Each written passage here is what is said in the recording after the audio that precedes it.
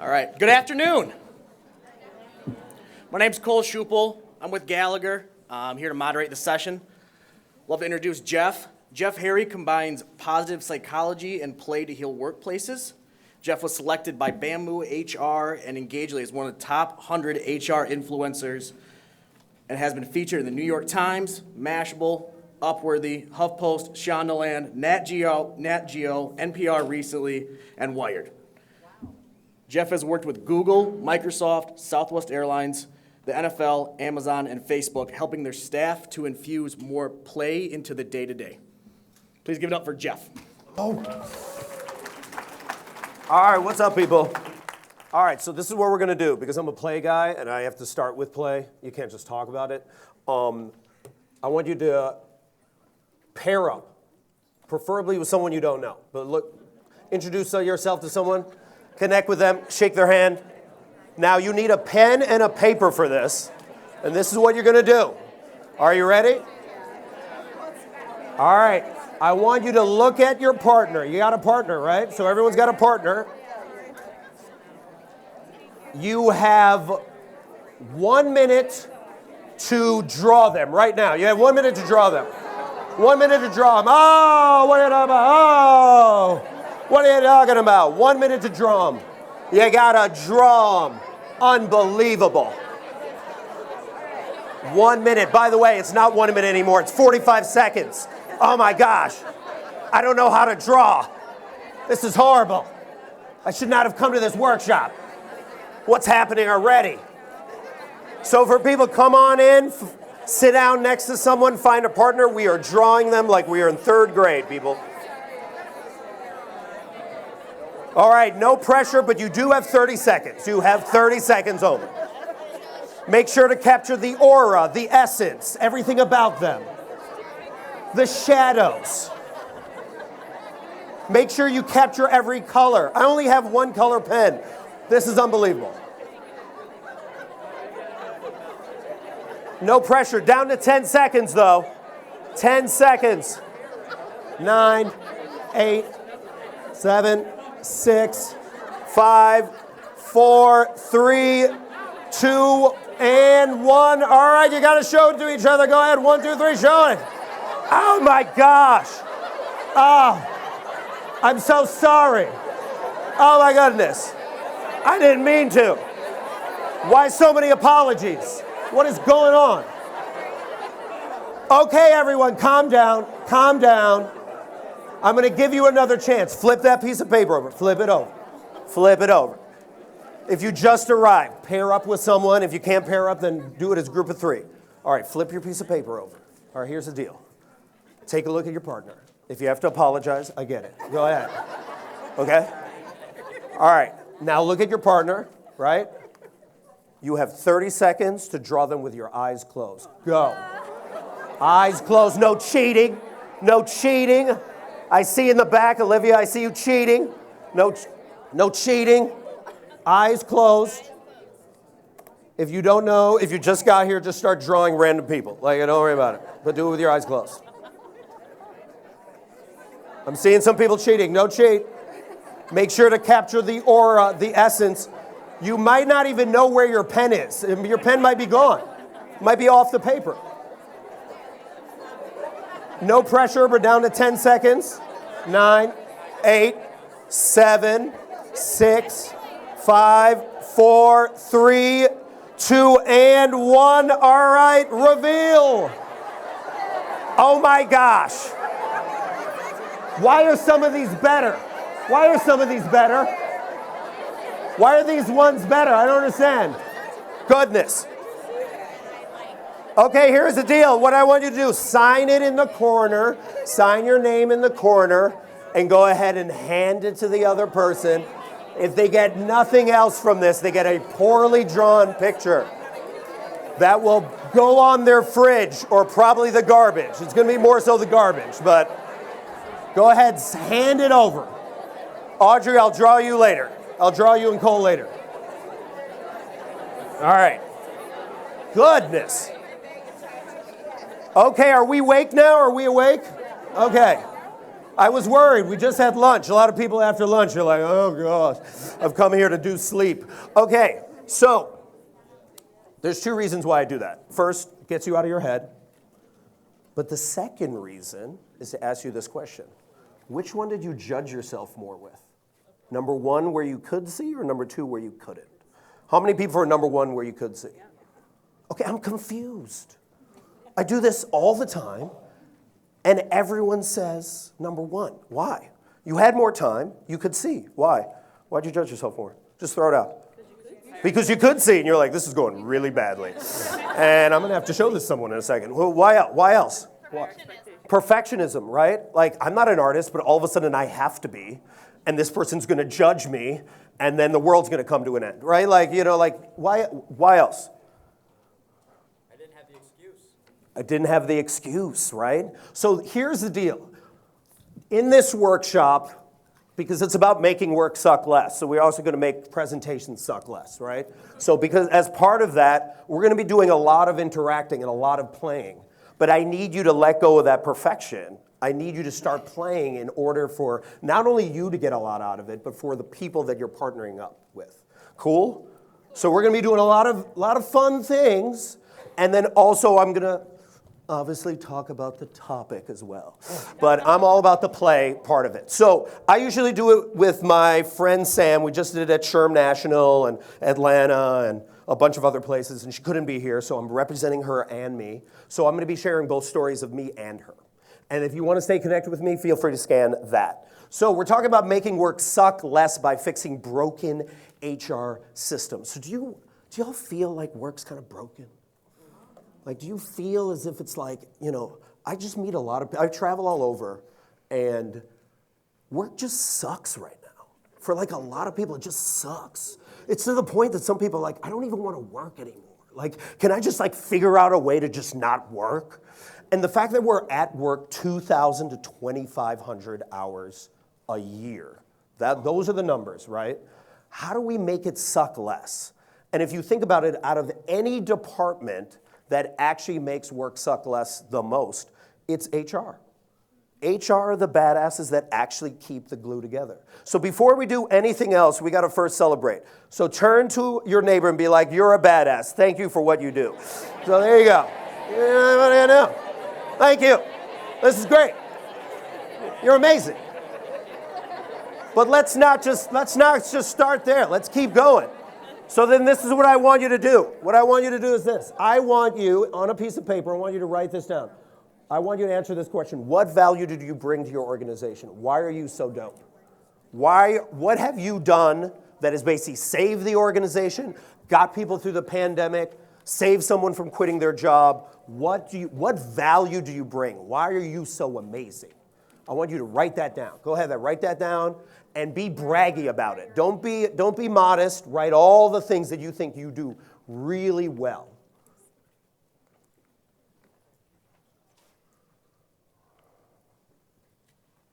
Ooh, I like it.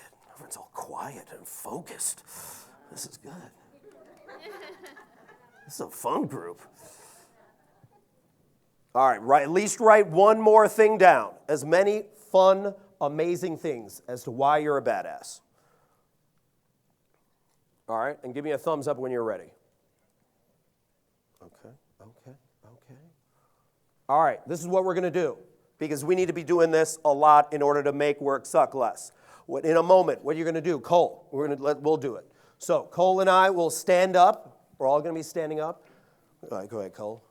Cole, why are you so dope at work? What value do you bring your organization? Positive energy. Sweet. I get people to play. Boom, high five, find another person. 7 people. You need to high five 7 people in the next 2 minutes, starting now. Everybody stand up. You're going to tell someone why you're so awesome. High five them, find the next person. Ready, set, go. Why are you so amazing? Why are you so amazing? Tell me why you're amazing. I gotta film this. Gotta film this part. We're talking about what value do you bring to your organization? Why are you so amazing? Why are you so amazing? Because Let's go, high five. Why are you so amazing, Emily? Thank you. What up, Karen? Why are you so amazing? Thank you. Let's go. Find another. Why are you so amazing? I like to have tough conversations. Ooh, difficult conversations. Let's go. Keep finding people. Find some more people. Keep going. Why are you so amazing, Molly? Big picture thinker. Let's go.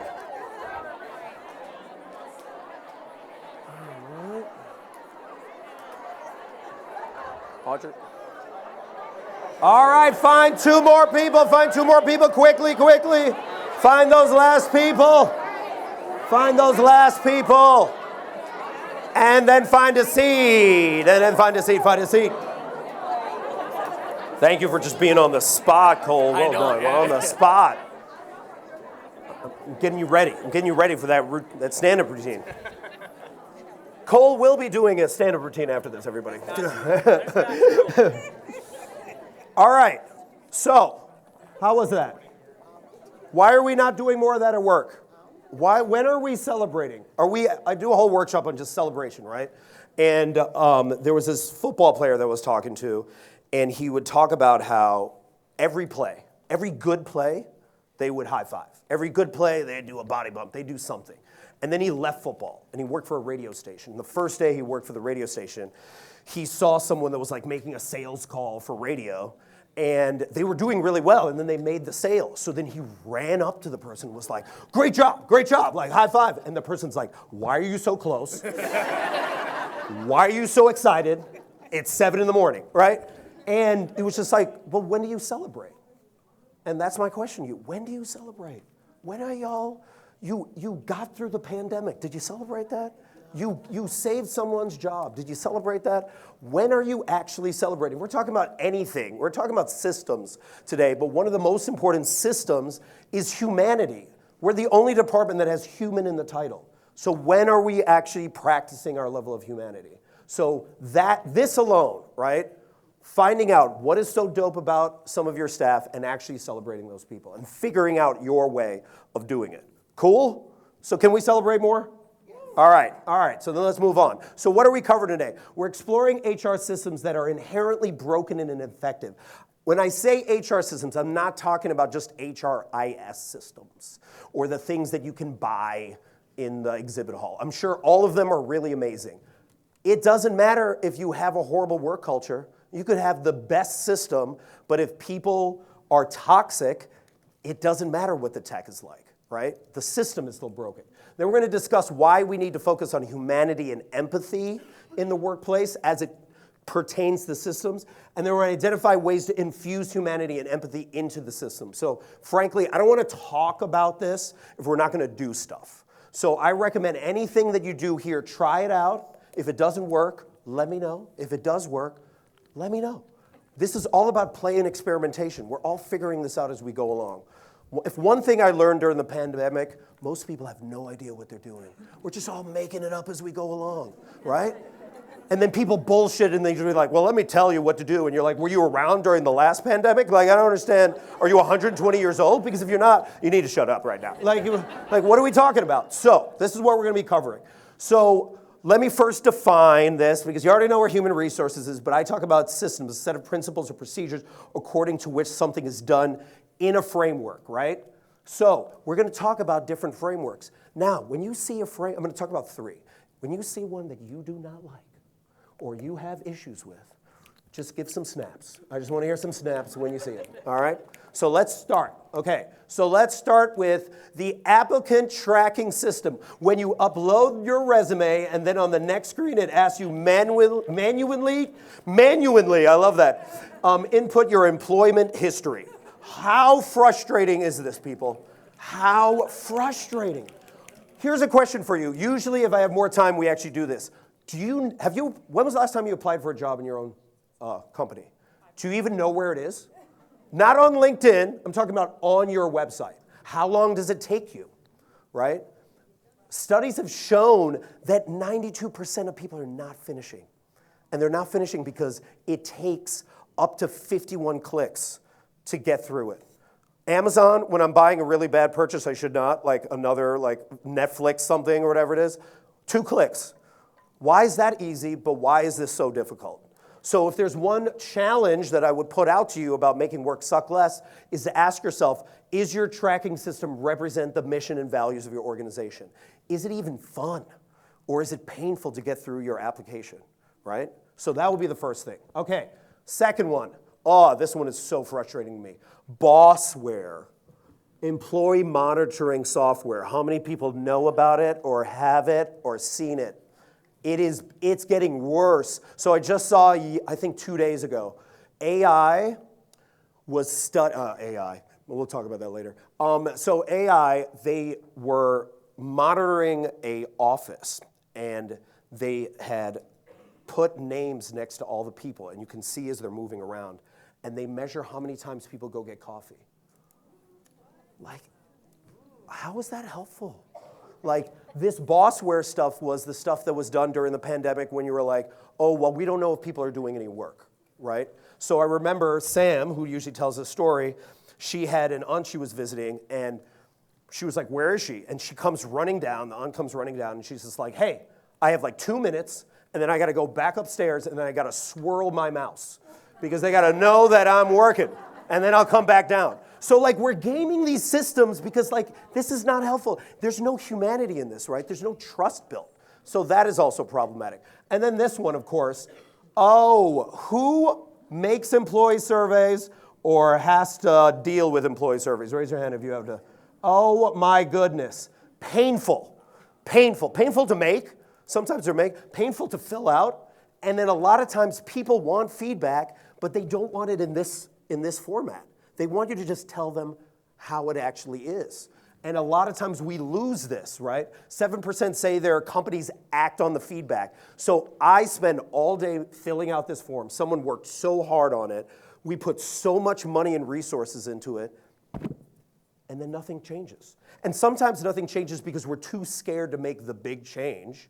So we maybe like, change our HRS system, and then we're like, look at this big change we're making, instead of actually really addressing this. So how can we make this better? How can we make all these things better? So the reason why Sam and I started this in the first place was we realized that many of these systems were started because we were covering our butts. A lot of CYA, a lot of fear, a lot of like, I don't know if I can have empathy right now because I need to make this document so that we don't get sued, right? I need to put in an employee manual. How many people read the employee manual, right? But it's in the manual, so there's so many of these systems that we create because we're just so scared, and it's not actually helping work. If anything, it's stressing you out. Because then you have to make this system, you have to put it in this document, you have to let everybody know. No one reads that email that you send out, hey, we updated the employee handbook. Nobody ever reads that thing. And then you feel like now everything's covered, right? Now I've just added 300 more pages to the handbook. How is this helpful? Again, right? How does this match your mission and values? Where is the humanity? I'm going to be constantly saying this over and over again. Where is the humanity in each system that we're doing? Because we really are at a crossroads right now, right? We're coming out of a pandemic, and we have the Jeff Bezos, Elon Musk, old, toxic, patriarchal system, or we have a compassionate, humane, empathetic system that we can choose. And every decision you make is based off of that. Am I going to have more compassion here, or am I going to be cynical? Whenever I do a workshop on inner critic, your brain is constantly trying to sabotage you or support you. And you have to make that decision. That's why you're so crucial in HR, okay? So, this is fascinating to me. So by 2030, Gen Z will be 30% of the workforce. Gen Alpha is going to be 5 to 10%, and I don't even know what they're going to be up to. But Gen Z doesn't give up. You know what I'm saying? Like, Gen Z will do whatever they want. During the pandemic, they were the ones that drove the Great Resignation. Do you remember that? They were just like, yeah, I don't want to be at this job, and I'm just going to walk out. And then boomers and millennials and Gen Xers was like, you can just do that? Like, I guess I'm just going to go with you. This is so easy. I didn't know it was so easy, right? So like the fact that they do not care. They have so many more options. I have a friend, he plays Twitch now. He gets paid more than what he used to do at a job. Like, there are options out there. They'll start their own business, right? They'll figure something else out. Sam told me about a story about someone that now helps people find jobs that specifically match certain healthcare benefits. And they do that as a company of one. So people are figuring out random ways. Just watch TikTok, it's super interesting. But people are figuring out random ways to find ways to make money. So if you are not cultivating emotional intelligence, if you are not cultivating a certain level of empathy and compassion, if you still have some a-hole leaders, that is problematic, and you are going to pay for that. And we are still catering to people that happen to be there rather than thinking about what are we going to do in the next 5 to 10 years. I sometimes speak to companies in Japan because they've been around 50 to 100 years. When they plan 5, 10 years out. We don't even plan a quarter out, right? Like, what are we doing? Like, how are we thinking about sustainability and not just profitability, profit all the time, right? Like, I get frustrated talking to a lot of tech companies because they are sitting on so much cash right now. And at the same time they're sitting on, we're talking about billions of dollars, they are laying people off. Google, their mission used to be don't be evil. Recently, a person that was there for over 15, maybe 20 years, the way he found out that he was laid off from Google is he came in at 4 a.m. to finish a project and his fob key didn't work. That's how he found out. Never got to say goodbye to anyone, never got to email anyone, just was done. What are we doing? Like, where is that? Where is the humanity again in this? So how are we actually implementing that? This is why you have to get with the program, right? Because you will become obsolete. A writer, Stephen Johnson, always says, you'll find the future where people are having the most fun. What are the organizations that are having the most fun in your industry? If you are it, you will not have issues with recruitment. Think about during the pandemic, who are the ones that are having the most fun? TikTok, Hulu, people want to work for those organizations, right? Who's not having fun? Sears. Okay? When was the last time you were in a Sears? Twitter. Anyone on Twitter recently? Now X, right? How's Blockbuster doing? There's one left in Alaska. You should go check it out. But like, what are we, so again, remember, how are we cultivating a certain level of fun and empathy and compassion in the workplace so people actually enjoy work again, right? Where there actually is possibilities for play. So let me ask you this question. If employees described your workplace and you only, and this is a question I have you ask your staff after, right? And your leaders. What are the 3 words that come up? Find out what those 3 words are. And ask and see if trust is one of them. And if trust is one of them, you should come up here and we should do this talk together. But for a lot of organizations, trust is not one. Trust is missing. A lot of it is just like, well, BS is one of the most important values. You know, so like, what are we doing to actually cultivate a certain culture of trust? What are you doing on a regular basis? So we're going to get into that now of like, what's a way? So this is an advertisement when people were actually looking for Teenage Mutant Ninja Turtles. I think it was for the movie. And the fascinating part about this is, so Sam is a professor at a university in Pennsylvania, and her students actually will grab ads, job ads, and then bring them to class and just mock them. Because they realize a lot of them are just like straight BS. There was one ad for a dishwasher that talked about changing the world. It was just like, what are we doing? Like, how are we, why are you gaslighting me? And everything is amazing. And this is going to be the most powerful job I've ever had in my life. Instead of just being transparent. Like, when it comes to job descriptions, if you are not being truthful right at the get-go, Gen Z can smell BS from a mile away. Right? I mean, we all can smell BS from a mile away, right? So a great example of this, and this is the opposite extreme, but this is a great example of a job ad that was actually posted in 1904. So it was this job ad. It reads this. Men wanted, well, I don't know about the men wanted, but yeah, for hazardous journey, low wages, bitter cold, long months of complete darkness, constant danger, safe return doubtful, honor and recognition in case of success. This was a job ad to go to Antarctica. Everybody survived. Everyone survived. Why? Because they didn't bullshit the person. Oh, sorry, we're not supposed to be swearing. They didn't BS the person, right? They actually were real. Like, this is the job. And when you're actually real with your job description, it actually makes it more unique. Actually, oh my gosh, this company is not trying to lie to me or use ChatGPT to make it really sound amazing. And it's just like, this is the job. No smoke and mirrors here. Like, this is what it's going to be like. This is how much you're going to get paid. Oh, please, at least reveal to me how much you're going to get paid rather than it mysteriously, I'll tell you later on during the process. Let me know because don't waste my time. And when you actually are truthful, every generation appreciates that. We can read that. We can experience that. So that is one of the first ways. Talk about making work suck less and building trust with candidates. Don't lie to them. Just be real with them. Cool? All right. Now, the other part, well, let me get to this in a moment. I kind of love this. On top of being real, can we have a little bit more fun at work?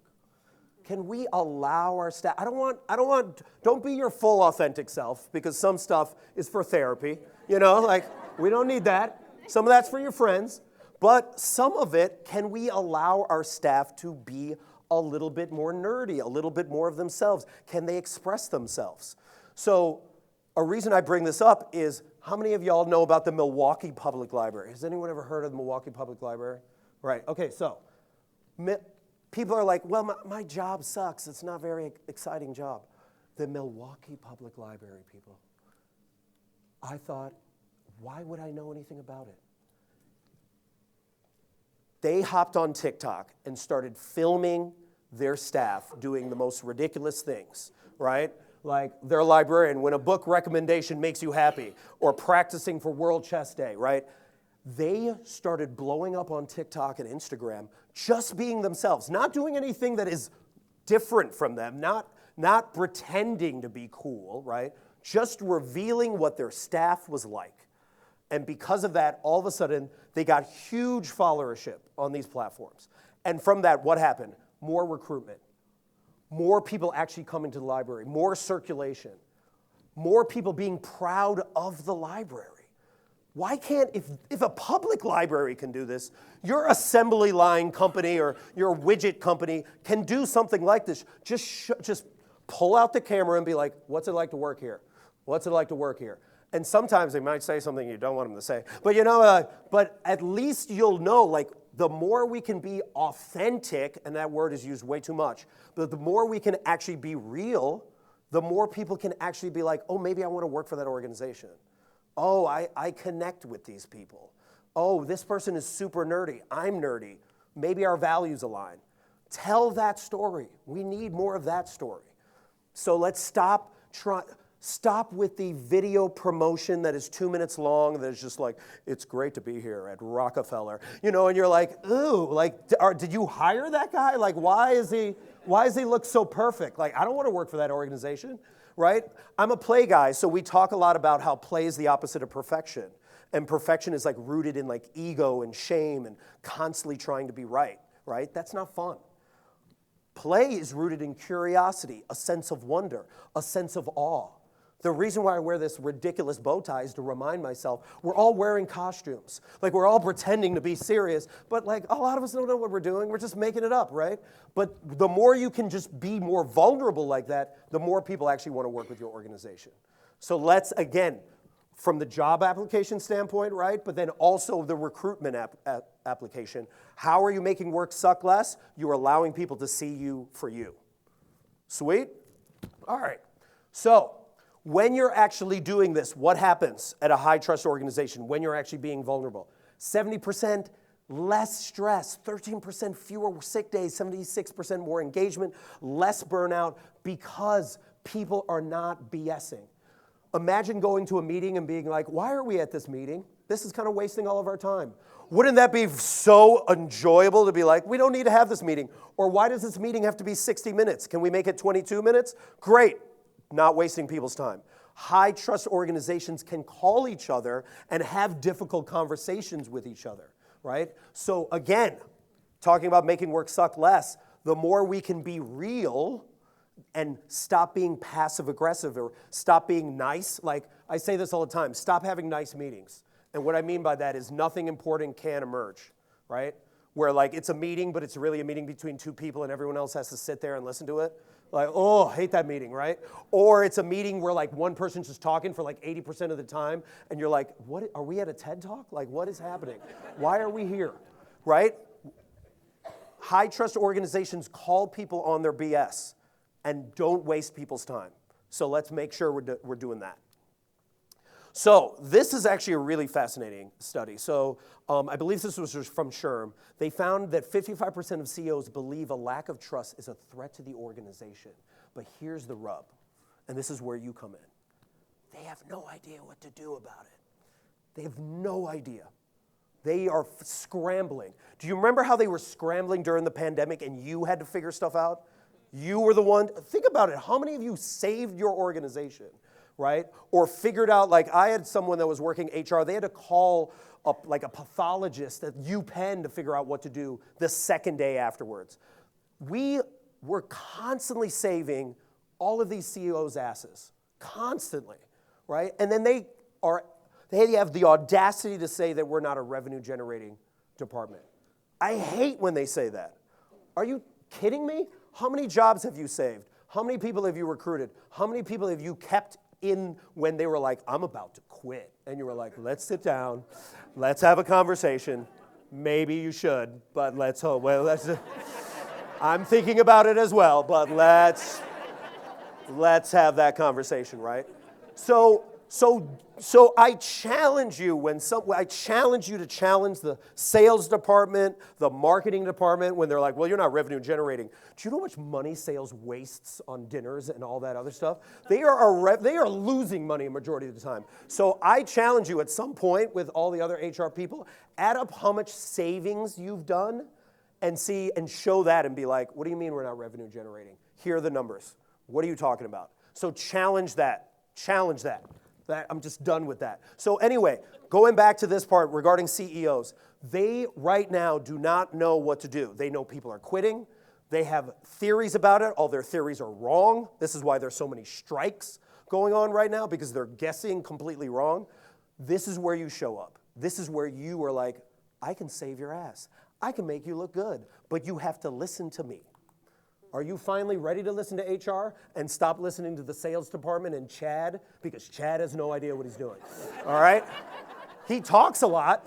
I just made a video about this. He's the office BSer. He doesn't know what he's doing. He has no idea. He's just making it up, right? So I have a lot of ideas. This is what we can do. So this is your moment. HR, this is your moment. More than any moment, really, in the history of work in this century, to actually have a huge role and challenge CEOs to be like, this is what I think we should do, if you want to keep this organization going.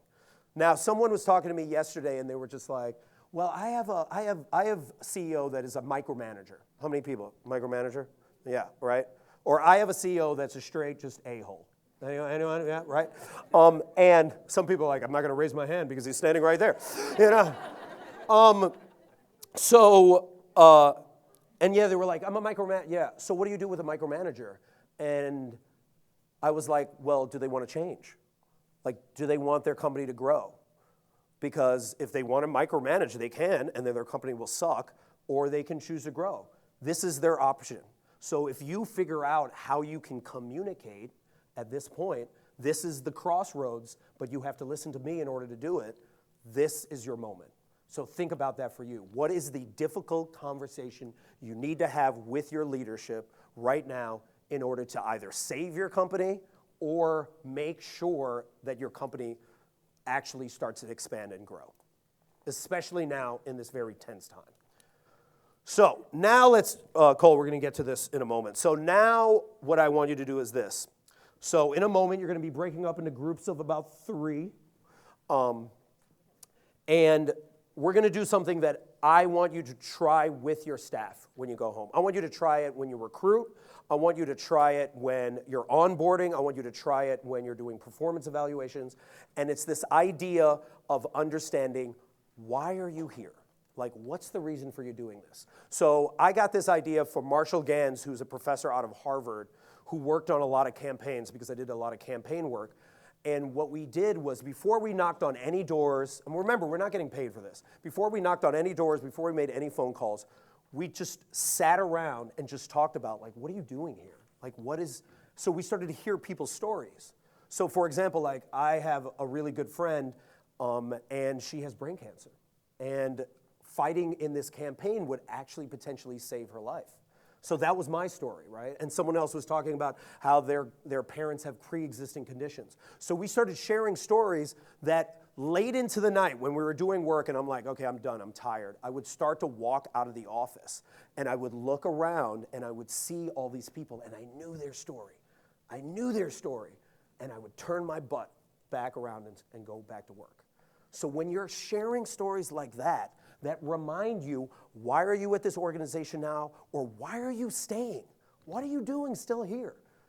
That's what we're going to actually explore. So in a moment, you're going to break up into groups of 3, and you're going to either ask her the question, why are you still at your organization, or why do you choose to stay, or why are you joining it? And it could be something as simple as like, well, I believe in the mission and values, and actually share that and go deeper. But some people might just be like, I just need money. I just need money. Okay, well then let's go deeper. If I need money, why do you need money? What does that actually do? Oh, well, because I'm making money, my spouse can stay home and he can take care of the kids and we can have more core memories with our kids. That's really important. That's the why. So I want you to go deeper with each person and really try to help pull that out, okay? So the 2 questions. Either why are you at the organization or why do you choose to stay? Break up into groups of 3 or 4. Get started.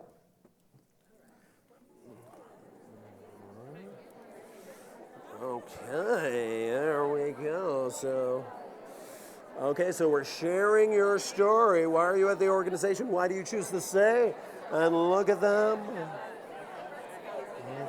They are getting into it, Cole. They're getting into. Get in there, Cole. Get in there. Join in.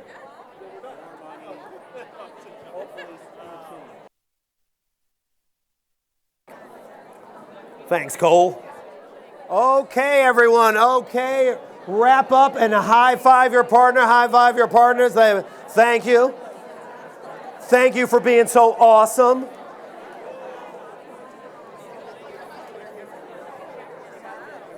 Okay.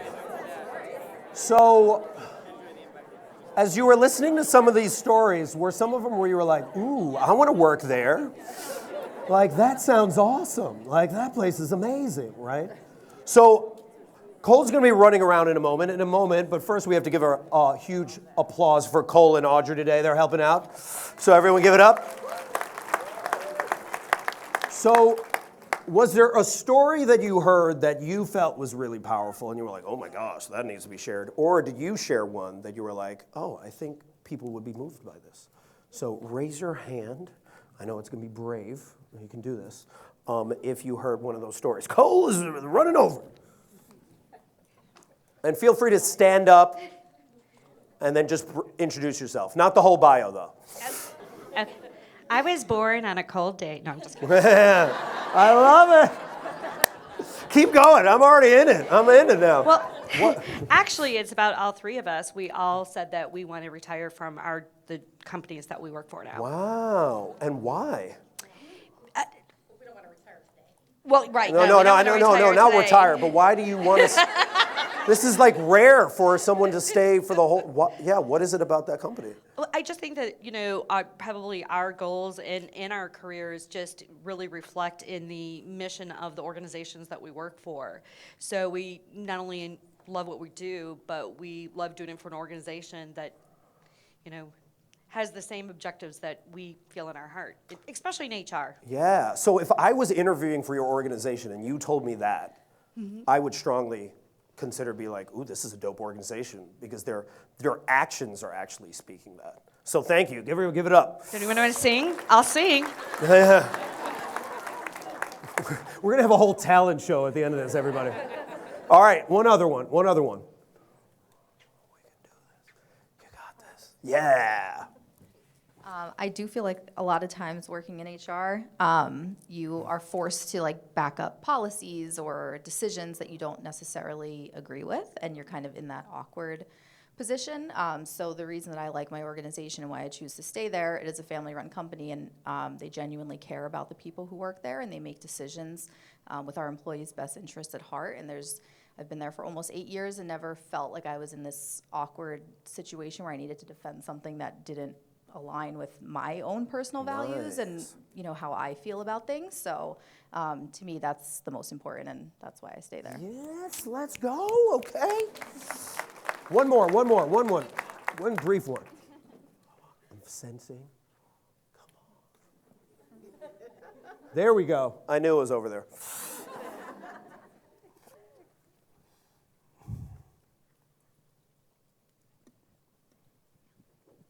I've been at my organization for about 6 years. I've moved up there several times, starting from being a recruiter to running HR, now running 2 departments, safety and human resources.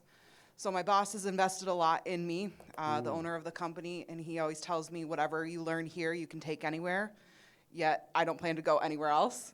And then more on a personal level, he really took care of me when my dad got sick and passed away. When he was sick, he just sent me home and said, "You're not coming back right now." And I still got a paycheck. Yes.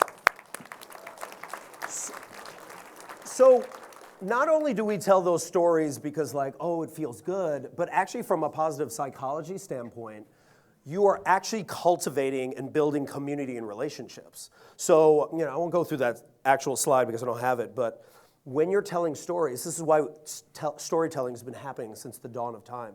You actually are getting dopamine, so, the stuff that you typically get when you doom scroll, but actually real, right? And which is also you get when you celebrate like a small win.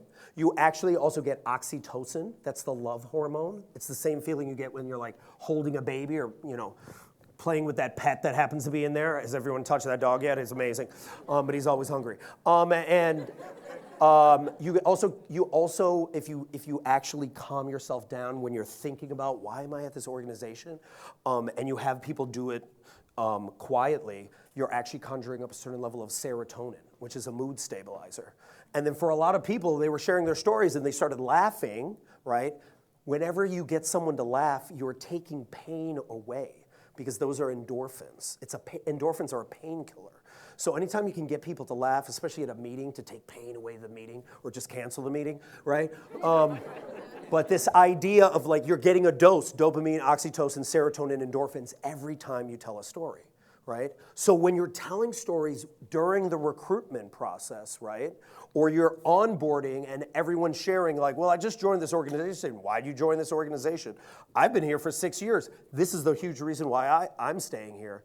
That freaking matters. Like that really actually moves people. When you're doing that during the performance evaluation, why are you choosing to stay? Like, I know you've been here for like 8 years. Do you still feel like you're growing?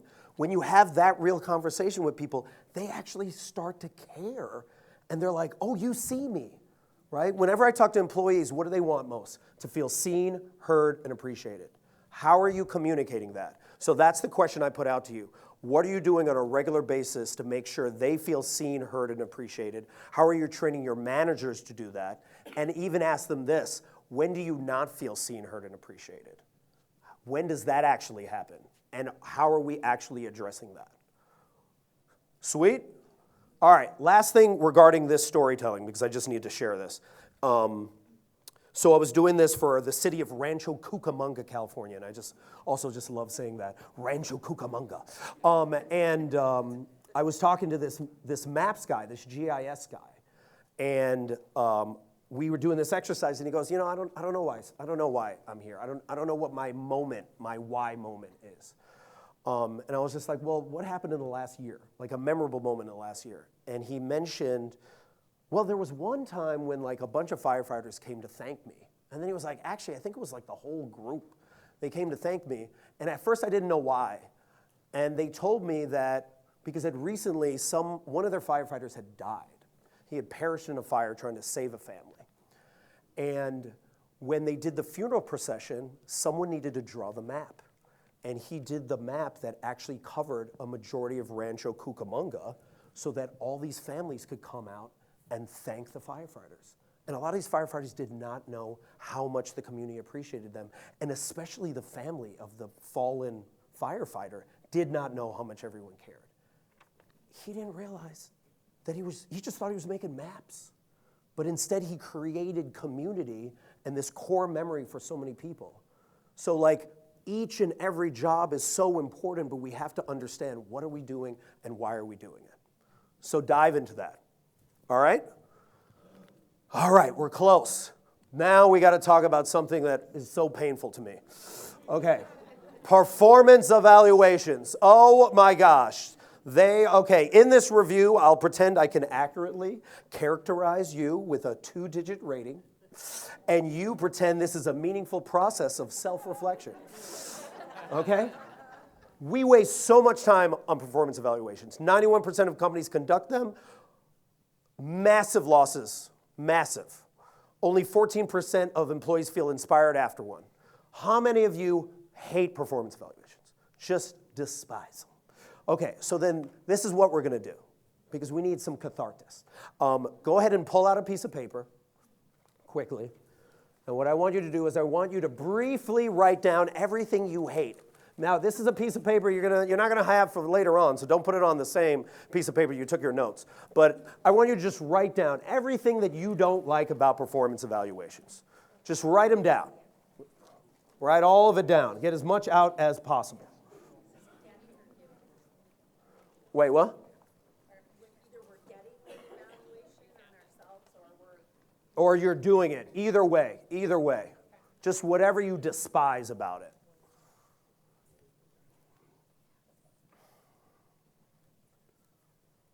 Okay, I'll give you about 10 more seconds.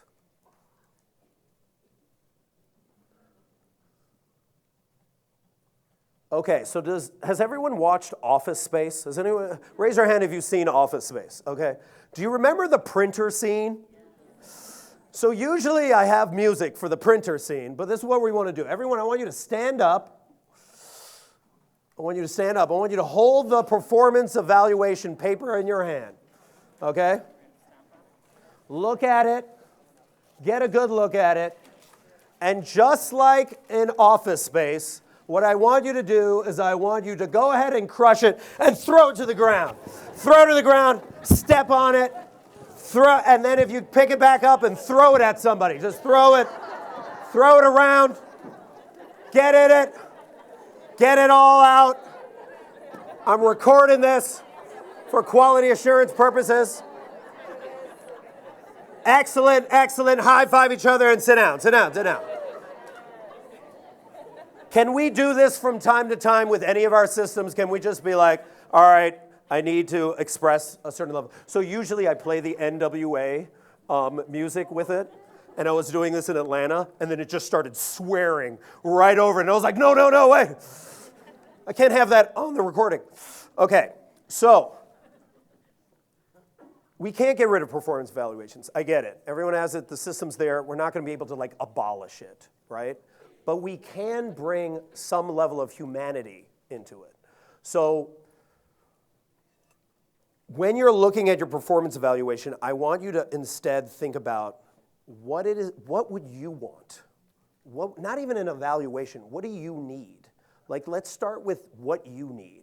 Instead of talking about, everybody else and what people, what the company needs, the most important person in the room right now for you is you. So this is the question that I want you to actually reflect on, right? I want you to start from a place of what do you need, right? When you think of high trust factors, right? A lot of people need transparency. A lot of people need to be recognized for excellence. A lot of people need to get paid more, right? So for yourself, we first have to, if we're going to change any system, it starts with us. So what is it that you need? So the question I have for you is what do you need as an employee, right now? When you're leaving here and you're talking back with your leadership and your colleagues, what do you need as an employee? All right? So start reflecting on that and write that down. Then what do you need as in a department? How do we actually make this department work better so that we can make work suck less, right? And then finally, of course, what do you need as like a human being? Like, do you just need time off? Like, have you gotten to relax since the pandemic, or has it just been like, go, go, go, go, go, right? So what do you need? So identify that now. Write this down, because this is what you need to take back. This is what we start with. If we're talking about any system to address, it's just like, well, what would I want from a performance evaluation system? What would I want from a recruiting system? What would I want from an HRIS system? It starts with you. We have to identify what you need. So I'm going to give you about a minute to do that, and then we're going to kind of summarize, and then I'll start some Q&A.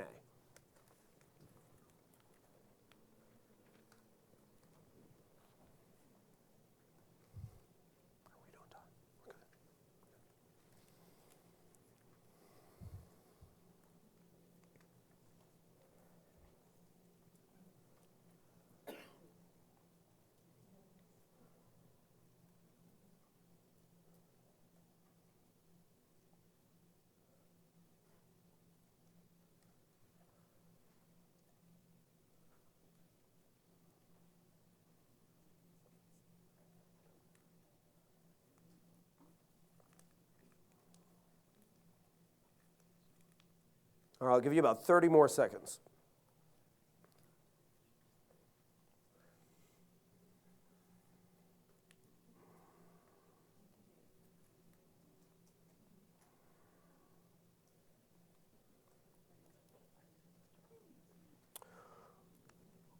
Okay, so the reason why I have us actually sit and just do this quietly is because a lot of times we don't have this conversation. And this is a conversation not only that you should have with yourself, but you should have with your staff as well, right? What do they need in order to do their most vibrant work? What do they need to also feel seen, heard, and appreciated? You know,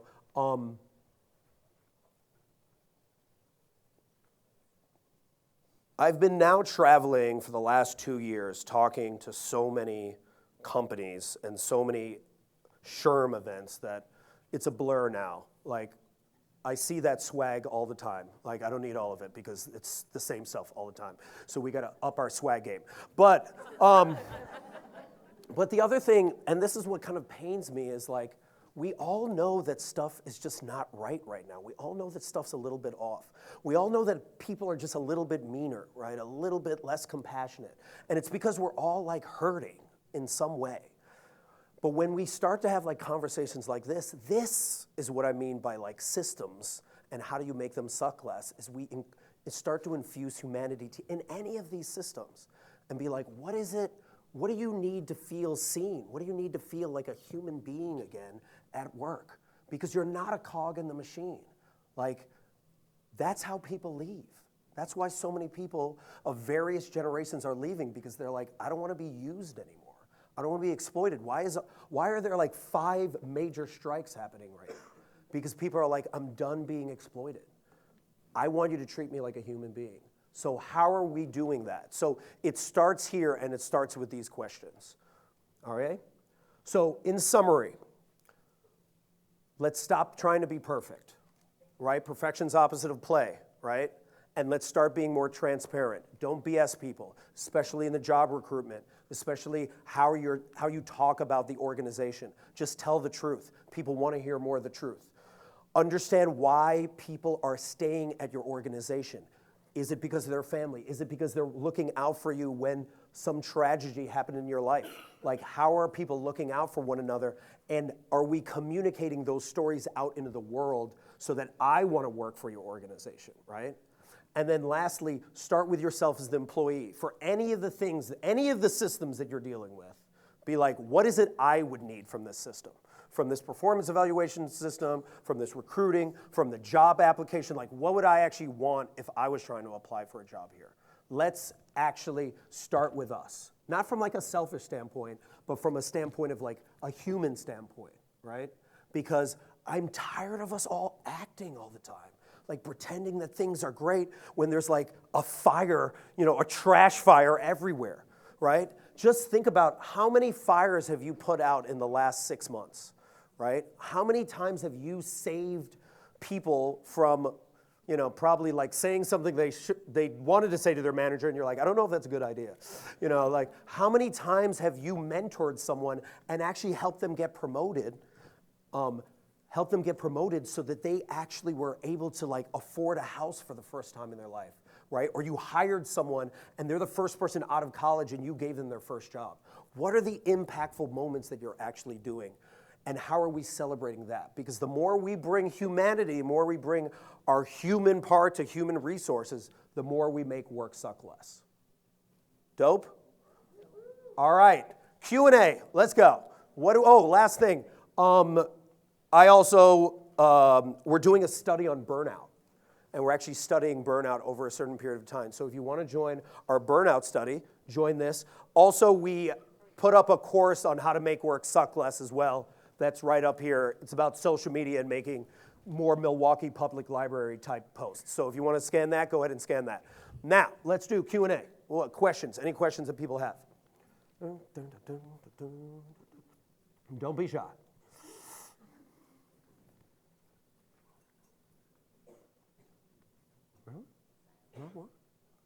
You sure? Okay, there we go. Oh yeah, Cole's gonna run over. Cole's running over. Again, give it up for Cole, everybody. Yes. I don't have a question. I just have a comment, and I Okay. just want to say this was amazing. Woo! Thank you for seeing us. Because you're right, we just go from one thing to the next. So, and I was just thinking, like, everything you said is probably what we wanted to say, and we just didn't know how to say it. So thank you. Oh, thank you so much. I did not pay her. I'm just saying. I will Venmo you afterward. Just give me your handle. Any other question? Just wanted to echo those comments that the young lady made, but also I wanted to add some really great one-liners, Jeff. The Sears one, Hey, outstanding. man. Okay. I'm going to add that. Let me note that. Going to get the Sears in there. I'm just loving these comments. My God. All this praise. Okay, any questions? You can also challenge me. Like, be like, oh, this was a bunch of BS. I don't believe you. I'm all about it. Just curious if you have any other thoughts on how to fix the performance evaluation system. I mean, it just seems to be such a tedious thing for everyone. And other than just trying to ask the right questions, is there anything with the process itself that we can do to try to make it better? I think what you should first do is let's play with it, right? So let's actually sit down and just have someone do it while a bunch of people watch, right? And you're like, oh, this question sucks. Take that question out. Because why is the performance evaluation so long? Because we've just been adding questions. So we now have to be going step by step. Is this question worth it, right? Why are we asking this question? What if I don't trust my leader?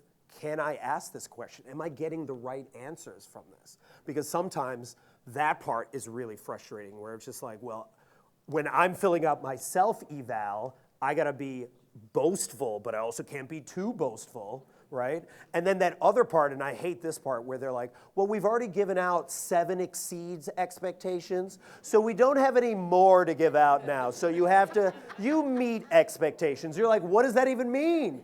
This makes no sense. Like, get rid of the hierarchy of it as well. And the other part, people want feedback now.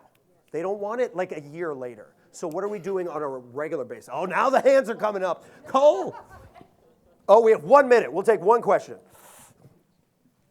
Just to add to yours, we switched to a continuous performance management program, and that made a world of difference. There's no more questions. It's continuous feedback. You get feedback every time you talk to your supervisor, and then when it's time for your raise, you sit down, and they said you had a great year, and they tell you your raise, and you leave the office, and that's it.